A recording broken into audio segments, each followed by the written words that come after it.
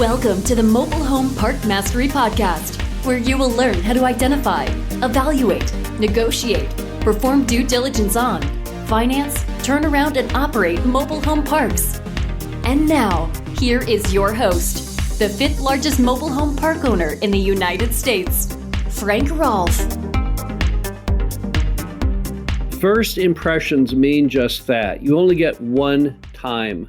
You have a first, you can't go in and later change the perception that you're a good mobile home park operator. And when you buy a mobile home park, it's vital that you get off on the right foot. This is Frank Rolfe, the Mobile Home Park Mastery Podcast. We're going to talk about all the various steps you need to make when you first buy the mobile home park to start off correctly, to start off in a positive fashion, to start off showing the residents that you do have, in fact, a control and a mastery of the mobile home park that you're buying. So what are those items that every buyer should do, either prior or on the day of closing? The first thing you need to do is you need to join your state mobile home association. There's one for every state in the United States other than in Hawaii, because Hawaii only has one mobile home park, and it's actually owned by the state of Hawaii.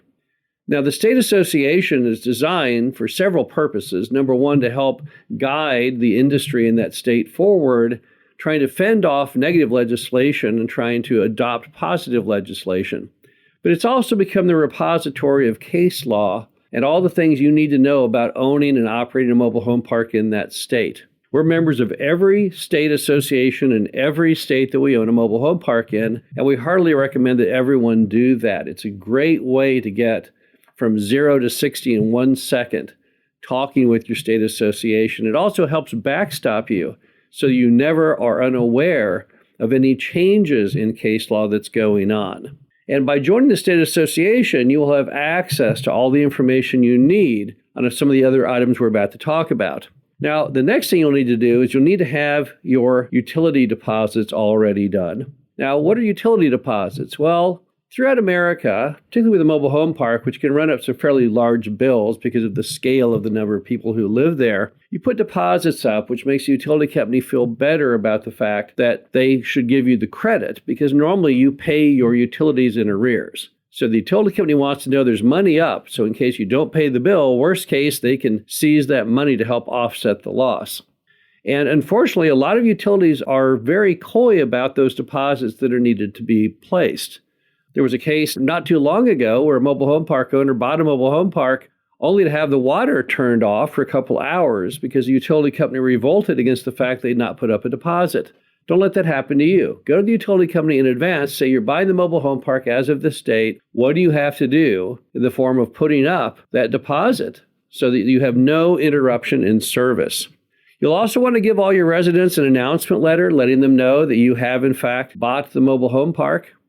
It needs to be something that reinforces to them that not only the good news that the park is under new management, because for most residents, the old mom and pop, although very nice people, may have not been managing it up to their pleasing, but also additionally lets them know it's not being redeveloped. It quells all of the gossip and urban legend that floats around parks when people see surveyor stakes go in.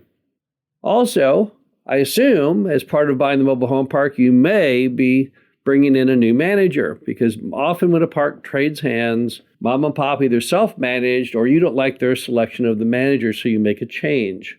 This is the appropriate time upon closing to let people know, along with your announcement letter, that the park has in fact closed, that you say who the new manager is. And you'll need to go ahead and select the manager during your due diligence and financing period. You can't go looking for the new manager on the day of closing. You need to announce on that very day who the new manager is. You'll also need to get out new lease and rules, probably. And why do we do that? Why is that so vital that we do that? Well, because many mom and pops had no leases and rules. At least we haven't been able to find a copy in some cases. But additionally, you now have real good insurance. And there's some provisions of your insurance policy that do not match the city's law. Because when you don't have a proper lease and rules, the rules, they default down to what the city's rules are. And the three main things that mobile home park insurance companies don't allow, but cities do, are large and dangerous breeds of dogs, trampolines, and inflatable swimming pools. And there's no way you can ban these things and therefore be in the exact positioning that you've promised your insurance company until you get those new rules enforced. Also, it may be that whatever lease and rules mom and pop were using were in fact wrong for your state, which you've now fully vetted through your state association. Also, you're probably going to be raising the rent, and in that case, once again, you'll want to have a lease and rules that reflect what the new rent will be at the time that that lease and rules is adopted. Next up to bat is you're going to want to notify the state, the county, and the city about the fact that the property has changed hands to make sure that you get lined up for any annual permit renewal, whether it's on the state, county, or city level. Now, some mobile home parks in America don't have any annual renewals required. There is no annual health inspector certification or any kind of permitting process. So if you're in one of those markets, well, then you don't have to do this step. But in many other markets, in fact, there is something annual. It may be on the state, maybe on the city, maybe on the county level. And you may also want the inspectors to know who to contact if there's a problem. You would not want them to try and reach you about some issue with the property, only to instead call mom and pop who no longer own it and then never return their call. And then that kind of builds up with pressure over time because they can't reach you when the entire time you could have happily and proactively solved the issue if only you had known. So it's typically a good idea to make sure that everyone is fully aware that there's a new sheriff in town, because you want to get off on the right foot with the city as much as you do with your residents. You also want the residents to know exactly how and who to pay, because it's very, very important in mobile home parks that we have no break in the collections process. Now, often mom and pop did a terrible job of enforcing what we call no pay, no stay in the industry, which means you don't have to pay your rent, but if you don't pay, you can't live in the mobile home park. That very mathematical, strict way to collect money has always proven to be vital in our industry when many of our residents are strapped economically and they need to understand that rent comes first.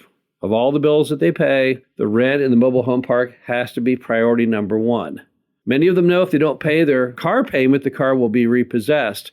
But many times mom and pops ill-trained the residents to understand that there's a tie between paying rent and not being evicted. So you want residents to know when you buy it that definitely here is how you pay the rent. Now, that doesn't mean they necessarily will, but you have to get off on the right foot to at least educate them of the process. They'll soon learn through your adoption of no pay, no stay that if they don't pay the rent, they'll get a demand letter and a late fee. And if they still don't pay the rent, they'll be served with an evictions notice. And if they still don't pay the rent, well, you'll be in court to go ahead and get your eviction completed. And if they still won't pay, that you're going to go ahead and get that writ of possession or writ of execution to throw them out of the home so that you can go ahead and remove them so they're not costing you time and the spot in the mobile home park and valuable utilities without any form of payment. So it's extremely important when you buy the mobile home park to let them know, here's how it goes starting now. Also make a decision on the front end whether or not you're going to pursue any past rents owed. In many cases, the smartest attack plan, since you bought the mobile home park looking only to rent coming in monthly and not even looking to amounts of the past, is to effectively forgive those amounts. Someone who's even 3 or 4 years back, who has not paid in the longest period of time, is suddenly redeemed when you simply tell them, look, I don't care about the past.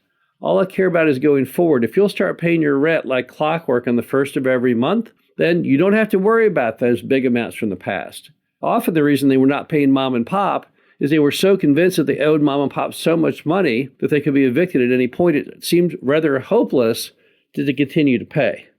The bottom line to it all is the goal when you buy the mobile home park is to get off on the right foot.